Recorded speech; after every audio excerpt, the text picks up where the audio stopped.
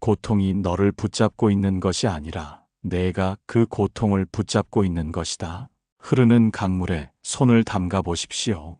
지금 당신의 손가락 사이를 빠져나가는 그 물은 찰나의 순간에 이미 저 멀리 하류로 흘러가 버립니다. 우리가 겪는 고통 또한 이와 같습니다.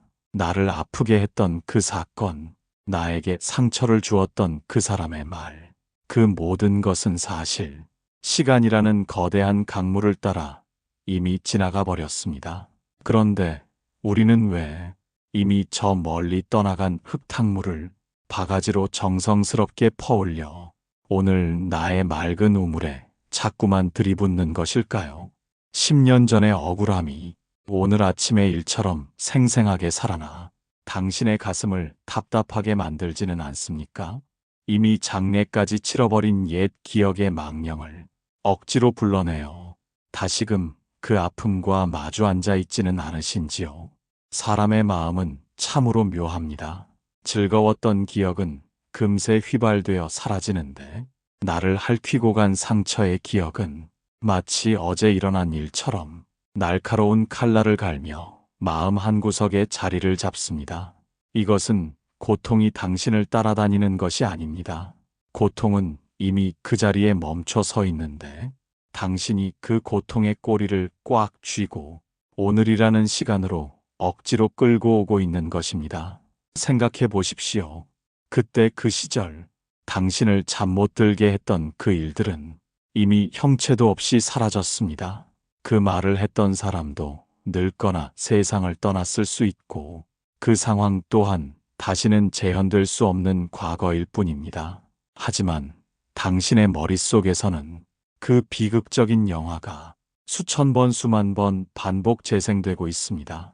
마치 상처난 곳을 자꾸만 손으로 건드려 덧나게 만드는 아이처럼 우리는 아픈 기억을 되새김질하며 스스로에게 독을 주입하고 있습니다. 이제 가만히 당신의 주먹을 들여다보십시오. 무엇이 보입니까? 보이지 않는 과거의 파편들을 피가 통하지 않을 정도로 꽉 움켜쥐고 있지는 않습니까? 그 주먹을 펴지 않는 한 고통은 결코 당신을 떠나지 못합니다. 떠나고 싶어도 당신이 놓아주지 않으니 고통 또한 당신의 그늘에 갇혀 함께 울고 있는 것입니다. 부처님께서는 말씀하셨습니다. 어제는 이미 지나갔고 내일은 아직 오지 않았다. 오직 존재하는 것은 지금 이 순간뿐이다. 그런데 우리는 존재하지도 않는 과거의 고스트와 싸우느라 눈앞에 핀 아름다운 꽃향기를 맡지 못하고 사랑하는 사람의 따뜻한 손길을 느끼지 못합니다. 고통을 되새기는 습관은 오랜 세월 길들여진 마음의 관성입니다. 하지만 이 관성을 끊어내지 못하면 우리의 남은 생은 빛바랜 사진첩 속의 눈물 자국으로만 가득 차게 될 것입니다. 오늘 저는 당신에게 묻고 싶습니다. 당신이 그토록 소중하게 붙잡고 있는 그 아픔이 정말로 당신의 삶에 도움이 되고 있습니까? 그 아픔을 쥐고 있으면 과거가 보상받기라도 합니까? 아니면 당신을 아프게 했던 사람이 진심으로 참회하며 돌아옵니까? 그렇지 않습니다. 그 고통을 쥐고 있는 손바닥이 가장 먼저 타들어가고 그 고통을 품고 있는 가슴이 가장 먼저 병들어갈 뿐입니다. 이제는 인정해야 합니다. 고통이 나를 괴롭히는 것이 아니라 내가 고통을 괴롭히고 있었다는 사실을 말입니다. 떠나고 싶어하는 고통에게 이제는 자유를 주어야 합니다. 고통에게 자유를 주는 것은 곧 당신 자신에게 자유를 주는 일입니다. 오늘 밤 잠자리에 들기 전 가슴 위에 손을 얹고 나직하게 말해 보십시오. 그동안 너를 붙잡고 있어서 미안했다. 이제는 너를 보내주마. 너도 가서 쉬고 나도 이제 좀 쉬어야겠다. 이렇게 마음의 빗장을 푸는 순간 당신의 영혼은 비로소 오늘이라는 맑은 공기를 마음껏 들이마시게 될 것입니다.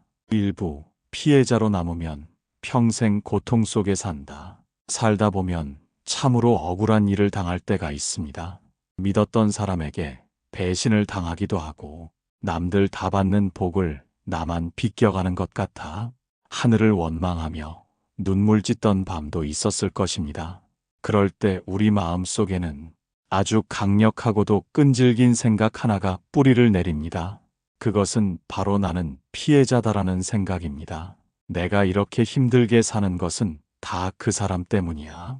내가 그때 그 일을 겪지만 않았어도 내 팔자가 이렇지는 않았을 텐데. 이런 생각들은 처음에는 나를 지키는 방어막처럼 느껴집니다. 누군가를 원망함으로써 나의 부족함을 가리고 나의 아픔을 정당화할 수 있기 때문입니다. 하지만 여러분, 가만히 한번 들여다보십시오. 피해자라는 이름표를 가슴에 달고 사는 한, 당신은 영원히 그 고통의 그늘에서 벗어날 수 없습니다. 누군가 나를 아프게 했다면 그것은 그 사람의 잘못입니다. 하지만 그 아픔을 10년, 20년 동안 품고 살며 오늘의 나를 불행하게 만드는 것은 어쩌면 당신이 선택한 삶의 방식일지도 모릅니다. 피해자로 남는다는 것은 내 인생의 운전대를 나를 아프게 했던 그 사람에게 영원히 맡겨버리는 것과 같습니다. 그 사람이 사과하지 않으면 나는 행복해질 수 없고 그 상황이 바로잡히지 않으면 나는 한 걸음도 나갈 수 없다고 스스로를 쇠사슬로 묶어버리는 일입니다.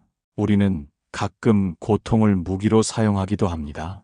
자식들에게 내가 너희를 어떻게 키웠는데라며 나의 희생을 강조하고 주변 사람들에게 내가 얼마나 상처받았는지 증명하기 위해 일부러 그 상처를 덧나게 하지는 않습니까? 마치 오래된 흉터를 자꾸만 보여주며 나의 아픔을 알아달라고 외치는 아이처럼 우리는 고통을 붙잡음으로써 타인의 관심과 연민을 갈구하고 있는지도 모릅니다. 2부, 고통을 붙잡으면 새로운 행복이 올 수 없다. 빈 병 하나를 상상해 보십시오. 그 병 안에 오물이 가득 차 있다면 아무리 값비싼 향수를 부으려 해도 단 한 방울도 들어갈 자리가 없습니다. 오히려 향수가 오물과 섞여 더욱 고약한 냄새를 풍기게 될 뿐입니다. 우리의 마음도 이와 다르지 않습니다. 과거의 원망과 고통, 누군가를 향한 미움으로 마음이 가득 차 있다면 지금 당신 앞에 찾아온 소소한 행복들은 머물 자리를 찾지 못하고 그저 스쳐 지나가 버립니다. 여러분, 손에 쥔 것을 놓아야 새로운 것을 잡을 수 있다는 것은 너무나 단순하지만 위대한 진리입니다. 어린아이가 한 손에 사탕을 꽉 쥐고 더 맛있는 과자를 달라고 떼를 쓰지만 정작 과자를 주려 해도 아이의 손은 이미 사탕으로 가득 차 있습니다. 사탕을 놓아야 과자를 잡을 수 있는데 아이는 그것을 몰라 눈물을 흘립니다. 우리 인생의 모습이 혹시 이 어린아이와 같지는 않으신지요? 평생을 고통이라는 낡고 딱딱한 사탕을 쥐고 왜 나에게는 달콤한 행복이 찾아오지 않느냐며 세상을 원망하고 계신 것은 아닙니까? 부처님께서는 말씀하셨습니다.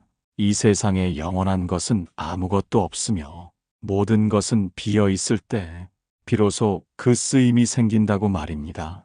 방이 비어 있어야 사람이 거처할 수 있고 그릇이 비어 있어야 음식을 담을 수 있듯이 마음이 비워져 있어야 비로소 평온과 기쁨이 들어설 자리가 생깁니다. 고통을 붙잡고 있는 것은 뜨겁게 달궈진 숯덩이를 손바닥에 올려놓고 상대방이 화상을 입기를 기다리는 것과 같습니다. 상대방은 당신이 숯덩이를 쥐고 있는지조차 모르고 자신의 삶을 평화롭게 살아가는데 당신의 손바닥만 타들어가고 당신의 가슴만 까맣게 재가 되어갑니다. 이제 그 뜨거운 숯덩이를 던져버리십시오. 그것을 버린다고 해서 당신이 진 것이 아닙니다. 그것을 버려야만 비로소 당신의 손은 길가에 핀 들꽃을 꺾을 수 있고 사랑하는 손주들의 손을 따뜻하게 잡아줄 수 있습니다. 우리는 흔히 행복이 저 멀리 어딘가에서 찾아오는 것이라 믿습니다. 하지만 행복은 찾아오는 것이 아니라 내 안에 이미 가득한 고통을 걷어낼 때 그 아래에서 스스로 솟아나는 샘물과 같습니다. 과거의 고통은 오늘이라는 시간을 갉아먹는 좀벌레와 같습니다. 어제 겪은 아픔 때문에 오늘의 따뜻한 햇살을 보지 못하고 내일의 밝은 희망을 꿈꾸지 못한다면 그것보다 큰 손해가 어디 있겠습니까? 인생의 후반전, 우리에게 허락된 시간은 생각보다 그리 길지 않습니다. 그 귀한 시간을 이미 썩어버린 과거의 상처를 들여다보며 한숨 짓는 데 사용하지 마십시오. 당신이 고통을 놓아주기로 결심하는 순간 세상은 기다렸다는 듯 새로운 인연과 새로운 기쁨을 당신의 빈손에 채워줄 준비를 시작합니다. 비움은 상실이 아닙니다. 비움은 곧 가장 거대한 채움의 시작입니다. 지금 이 순간 당신의 손가락 끝에 힘을 조금만 더 풀어보십시오. 그동안 나를 아프게 했던 기억들이 모래알처럼 부서져 바닥으로 떨어지게 내버려 두십시오. 가벼워진 손을 흔들며 맑은 바람을 느껴보십시오. 고통이 사라진 그 텅 빈 자리에 어느새 은은한 평화의 향기가 스며들기 시작할 것입니다. 하지만 부처님께서는 말씀하셨습니다. 독화살을 맞았을 때 가장 먼저 해야 할 일은 누가 쏘았는지, 왜 쏘았는지를 따지는 것이 아니라 그 화살을 뽑아내고 상처를 치유하는 것이라고 말입니다. 화살을 쏜 사람을 찾아 복수하려 하거나 내가 화살을 맞은 피해자임을 만천하에 알리려다가는 치료할 시기를 놓쳐 독이 온몸에 퍼지고 맙니다. 피해자라는 정체성의 함정은 매우 달콤하고도 위험합니다. 그곳에 머물면 당장은 마음이 편할지 모릅니다. 아무것도 하지 않아도 되고 그저 남 탓만 하면 되니까요. 하지만 그 달콤함의 대가는 당신의 소중한 인생 전체입니다. 인생의 황혼기를 맞이한 당신에게 묻습니다. 당신은 평생 누군가의 가해를 증명하는 증거물로 살아가겠습니까? 아니면 그 모든 비바람을 뚫고 피어난 당당한 생명의 주인으로 살아가겠습니까? 나를 아프게 했던 일들을 잊으라는 말이 아닙니다. 그 일이 없었던 일이 될 수도 없습니다. 하지만 이제는 그 일에서 나를 분리해야 합니다. 나는 그 일을 겪었지만 나는 그 일 자체가 아닙니다. 나는 상처를 입었지만 나는 상처투성이 인간일 뿐인 존재가 아닙니다. 고통은 내 삶의 일부였을 뿐 내 삶의 전부가 될 수 없습니다. 피해자의 자리를 박차고 일어나는 순간 비로소 당신은 자신의 삶을 치유할 힘을 얻게 됩니다. 상대가 사과하든 말든 상황이 바뀌든 말든 나는 오늘 행복해지기로 결정할 수 있는 자유가 생깁니다. 그것이 바로 집착에서 벗어나는 첫걸음이며 부처님께서 말씀하신 해방의 길입니다. 지금 가슴 한구석에 또아리를 틀고 있는 원망과 억울함의 덩어리를 가만히 바라보십시오. 그리고 스스로에게 선언하십시오. 나는 더 이상 과거의 노예로 살지 않겠다. 나는 오늘부터 내 삶의 주인이 되어 나만의 평온을 일궈나가겠다. 주먹을 꽉 쥐고 있던 손에 힘을 조금만 빼보십시오. 피가 통하지 않아 하얗게 질려있던 당신의 손바닥에 다시금 따스한 온기가 돌기 시작할 것입니다. 당신이 피해자의 옷을 벗어 던질 때 비로소 당신 뒤에 드리워진 긴 고통의 그림자도 조용히 자취를 감추게 될 것입니다. 3부. 왜 우리는 고통을 놓지 못하는가? 우리는 매일같이 입버릇처럼 말합니다. 이 괴로운 기억에서 제발 벗어나고 싶다고. 이 지긋지긋한 아픔이 이제는 끝났으면 좋겠다고 말입니다. 그런데 여러분, 정말로 고통이 당신을 붙잡고 있는 것입니까? 아니면 당신이 고통이라는 오래된 옷을 차마 벗어 던지지 못하고 있는 것입니까? 때로는 고통이 우리에게 기이한 안정감을 주기도 합니다. 마치 수십 년을 신어 다 닳아버린 낡은 신발처럼 발은 아프고 뒤꿈치는 까져도 새 신발로 갈아 신는 것이 두려워 익숙한 아픔을 선택하는 것과 같습니다. 오랫동안 고통을 품고 살다 보면 그 아픔이 곧 나 자신이 되어버립니다. 고통이 사라진 자리에 무엇을 채워야 할지, 아무것도 남지 않은 나를 어떻게 마주해야 할지, 그 막막함이 오히려 고통보다 무겁게 느껴지기 때문입니다. 내가 피해자라는 사실, 내가 상처받았다는 그 명확한 정체성이 사라지면 당신은 누구입니까? 혹시 그 질문이 두려워 이미 썩어버린 과거의 상처를 보물처럼 껴안고 있지는 않으신지요? 부처님께서는 이를 두고 새 장에 갇힌 새가 문이 열려 있어도 날아가지 못하는 것과 같다고 하셨습니다. 좁은 새장이 답답하고 괴롭지만 광활한 하늘로 나가는 변화가 더 무섭기 때문입니다. 우리는 고통을 놓는 것을 마치 나 자신의 일부를 잃어버리는 것처럼 느낍니다. 그 원망을 그만두면 내가 겪은 그 억울한 일들이 모두 아무것도 아닌 것이 될까봐 억지로 분노의 불꽃을 꺼뜨리지 못합니다. 하지만 기억하십시오. 고통을 놓는다고 해서 당신의 과거가 사라지는 것이 아닙니다. 다만 그 과거가 오늘의 당신을 휘두르지 못하게 하는 것뿐입니다. 익숙한 슬픔에 머무는 것은 안전한 선택이 아니라 서서히 말라 죽어가는 길입니다.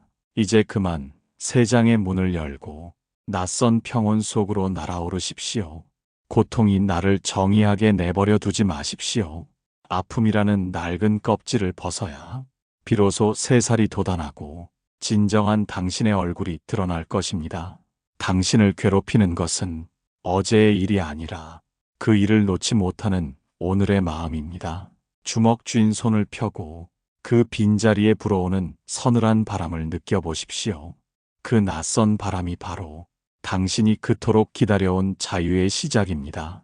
사부, 고통을 놓는다고 그 일이 없던 일이 되는 건 아니다. 고통을 놓아주라고 말씀드리면 많은 분이 마음속으로 이렇게 반문하십니다. 어떻게 그 일을 없었던 일로 합니까? 나에게 그토록 큰 상처를 준 사람을 어떻게 아무 일 없었다는 듯 용서할 수 있습니까? 고통을 놓는다는 것은 그 일이 일어나지 않았던 것처럼 기억을 지워버리는 것이 아닙니다. 과거의 사실을 부정하거나 나를 아프게 한 사람의 잘못을 덮어주는 것도 아닙니다.